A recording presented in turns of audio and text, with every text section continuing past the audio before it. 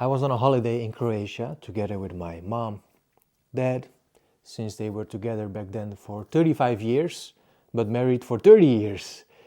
But also with my girlfriend, which today is my wife. I just finished my studies and was really thinking, man, should I restart my kickboxing career? Maybe I should. So I was on the beach in Croatia near this place called Vodice. Maybe you know it, maybe you don't. And I went to my mom and future wife, girlfriend then, and I told them I want to start doing kickboxing matches again because I finished my studies and I want to see how far I can come with this career. They were like, no, it's only for stupid people. That's my mom's opinion. Fighters are stupid people. They cannot use their brains, hence they use their hands and feet to brutally injure other people and earn their money in that ridiculous way. I was like, Mom, I already did some kickboxing and I already had some matches. Are you talking about me too? No, you're a smart kid. And of course my girlfriend was like, I don't want you to get beaten up or have the risk. I was like, do you think I'm weak? He's like, no, but I don't want you to risk your life for this stupid thing called kickboxing, which is very popular here in the Netherlands.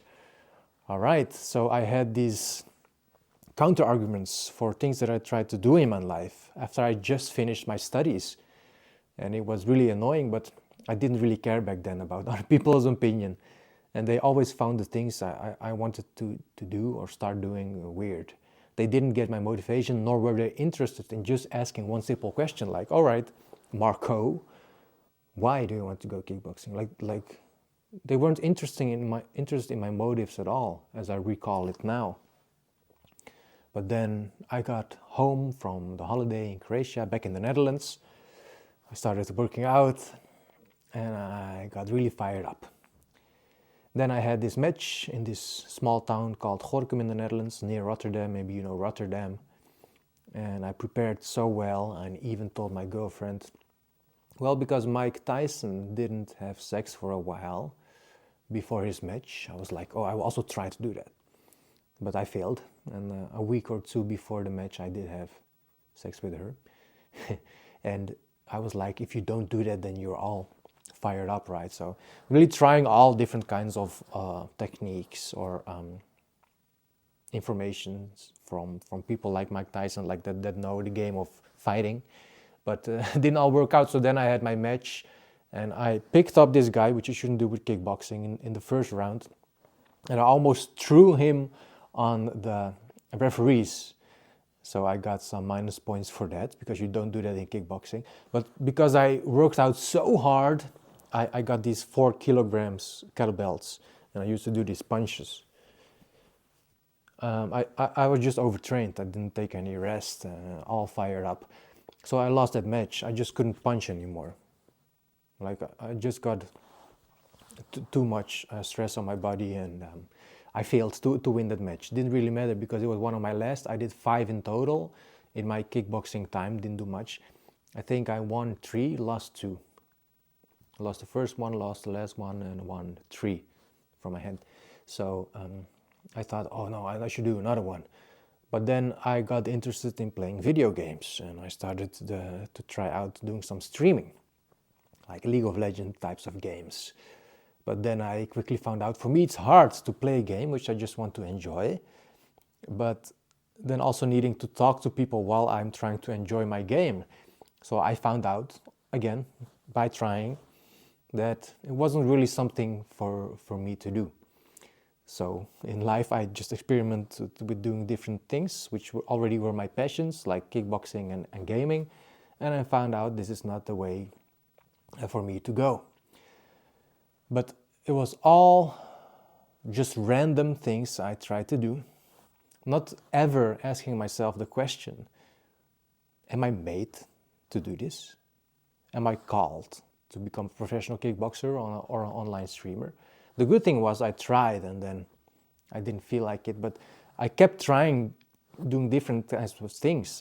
For example, I finished my studies, I worked full time, then I found a job in the meanwhile. But then I started feeling empty from inside because these videos from gurus online, like Robert Kiyosaki, the writer of the book Rich Dad Poor Dad, I was working full time and I was listening to his video on YouTube telling the message, "You're a slave of the system if you're working all day." And then I saw and heard this podcast of Joe Rogan, another internet guru, maybe you know him, telling me via his video in my earplugs while I was pretending to work, "Do you know, like there are some people that are working right now, but they're pretending to work and then needing to be at work for 8 hours. Maybe they've just only worked 3 hours of doing actual work." And I was really starting to sense this feeling of me living an unfair life. I just couldn't take the fact that I was working full time, 8 hours a day. I was a video entrepreneur back then yet. And then I was faking it most of the time. So these words of these internet guys really hit me. And I started to note the things that they were writing. And because of that, I started to eventually make some videos on the notes. So I was looking at the stories that I've had, like I told you before. The story of being on a holiday in Croatia, trying to find basically meaning in my life as a young man who's just graduated from school, to trying these different kinds of things, kickboxing, streaming, to getting to this point in this video. Now, I wanted to improve my communication. That was one thing for certain. I didn't want to feel like a shy guy, like a person that has nothing, not a valuable skill in his life. And I thought if I can communicate in a better way, I will feel more comfortable. I will feel more relaxed. I will feel like I don't have the need to constantly prove myself.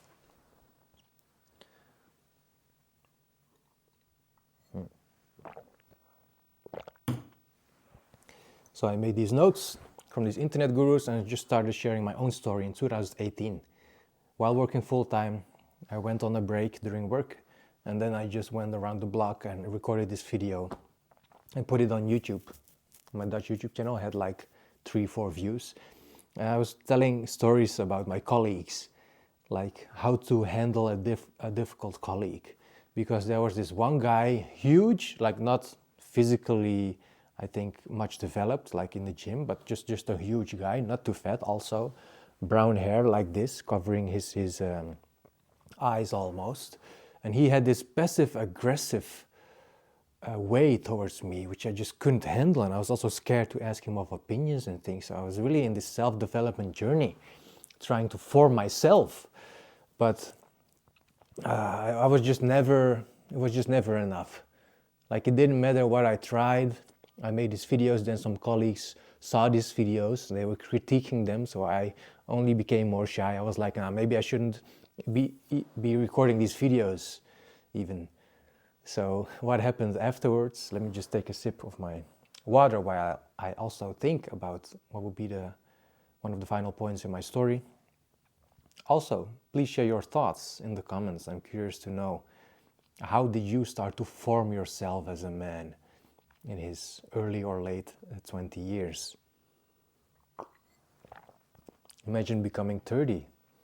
I don't know how that will feel yet, but please like and subscribe. So once I turn 30 years old at 1st of June 2025, I will share with you how it feels to be 30 and married. So going back to the guy that I was annoyed by, the videos that I was sharing, I remember it became 2019 and I started sharing my Dutch YouTube videos in a shorter way, like shorter messages on Instagram. My family saw them and my mom was like, why are you sharing these wisdoms? Like you haven't even lived them. Because I told you, people like Joe Rogan, Robert Kiyosaki were sharing wisdoms and I was sharing them as I lived them myself authentically. And then my parents started seeing this part of me, which I didn't recognize. A young man that was really fighting to become a person. And with that I mean a man of character that people look up to. But while I was trying to build myself up, my mom was like, I don't recognize you. You're like you're not even my son. And she was looking at my sister. I was still living home. And my sister was nodding like, you're a weird guy in that videos. So I was like, man, if my mom and my sister tell me that I'm not being myself in my videos, then it must be true. But then I got to my second job, end of 2019, or in 2019. Quit the first job because they were firing people. So I knew this, which is why these colleagues were all stressed, especially this big guy. He was just acting in a stressful way because he worked at that place for a few years and he knew some things weren't going well and that eventually the CEO would fire some people. So I knew of this thing that was going on. So I got this new job, had a nice pay, 2,800 euros brutto. If I remember it correctly, 41 days of holiday, which is crazy, and nice colleagues doing customer support. But I continued to watch and listen and learn from these videos from people living from all over the world. So my small world became larger. But my parents didn't know that I was watching these videos and didn't know that they influenced me to think in different ways, which changed my behavior.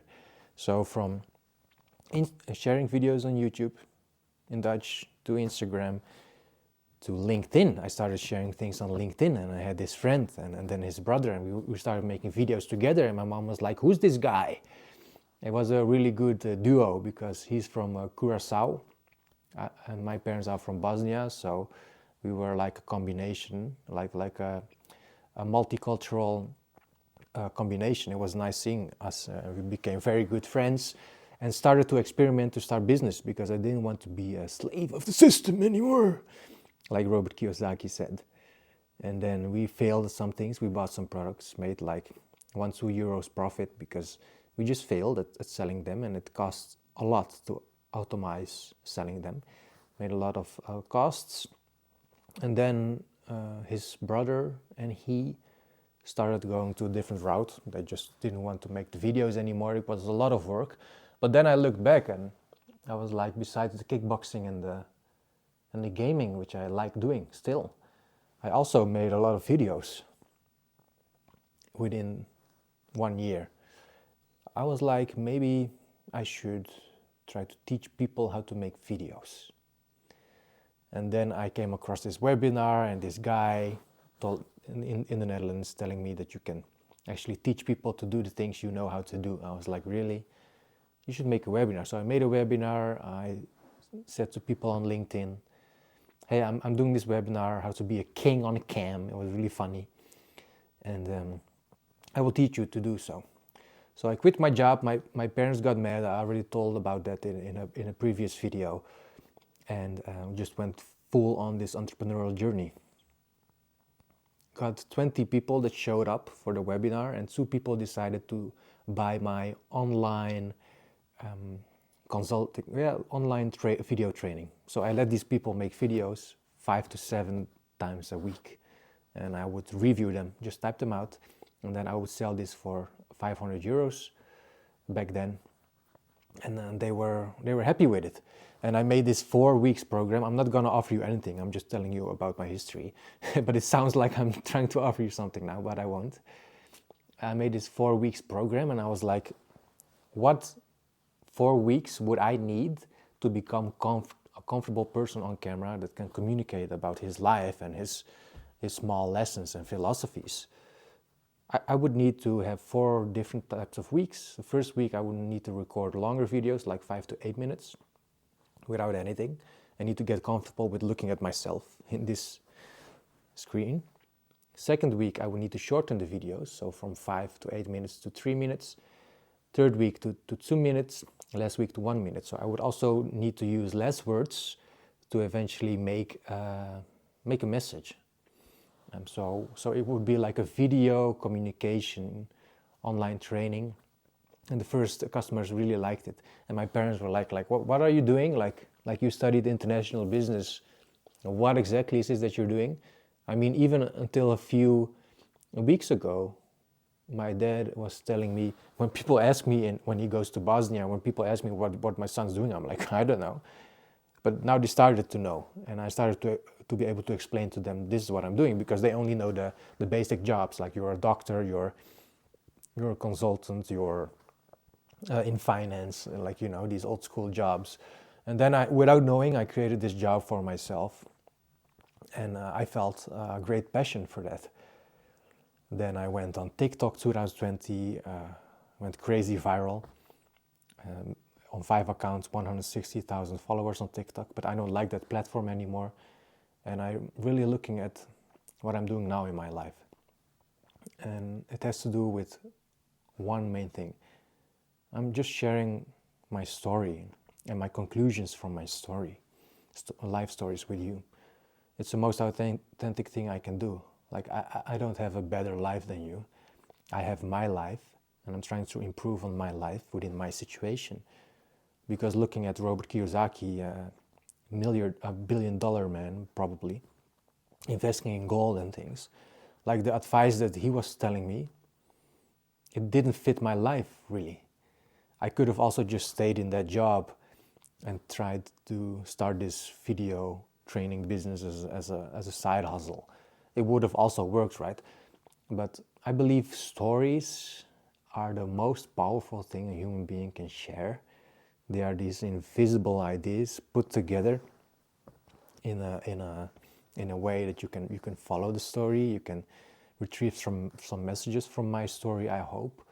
And with all of this, and then I got to the journey of not trying to find myself, but also God came on my path, and I wanted to get to know God in a better way. But I already shared about that part, my search for God in different videos. You can check it on this English channel. I just decided to give it up to God. And with that I mean trying all these things as a young man, or even an older man, doesn't matter how you describe yourself.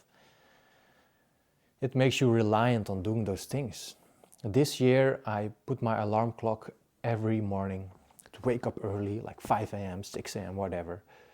And then I would go to the gym, because I started doing my routine like this. I went to the gym even when I worked full time. I started improving myself. What if the things that I improve about myself makes me a more valuable human being in the eyes of other human beings? Then it's never enough. So, looking at my story, I just try to give up my life to God. And with that I mean I do the things that I think God made me for. I look at wisdoms also in the Bible that make me a chill person, a more chill and better man that takes his responsibilities but doesn't value himself just because he's doing stuff. Because if I'm not doing stuff, it doesn't mean I'm worth shit. God has put something inside you, I believe. You have a name, so he has called you. I did this 2-hour call with a woman that explains what your name means. Maybe that's something for a different video, but if you have a name, God called you to do something. If you're an atheist person, then something called you to do something. Discover this through experimenting, through not, you will, doing too much, and then discovering it's okay, there's something bigger in my life that has control over what I've been doing my entire life. Because if you look back at the story that you have, you've probably done some things that you wouldn't want to do, but they made you stronger. Now you're on this path because of the things you've been doing. And since it's almost 2025 by the time I'm uploading this video, I also take the time to reflect back on my life. So I'm interested in your story, how it made you stronger, and the life lessons you've learned from it. It's Marko. I'm a 29 years old Dutch Bosnian at the moment of recording this video. I hope you've enjoyed it. Don't forget to like and subscribe, and let's just start a strong community of men that authentically share their story, not trying to push their beliefs on people, but share their perspective in a unique way.